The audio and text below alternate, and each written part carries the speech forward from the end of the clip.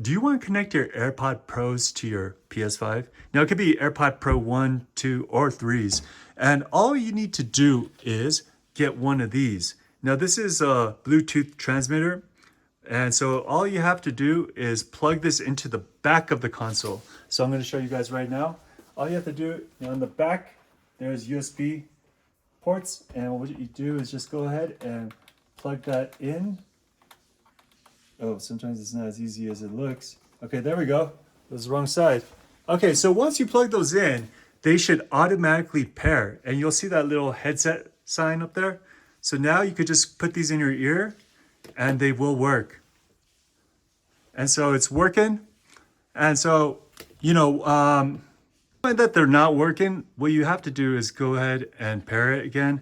So we're gonna go ahead and open this, put them back in the case. Oops, actually, no, there's a button in the back. I'm sorry, this is AirPod Pros. And then once it does that, now try it again and you will see that they are working.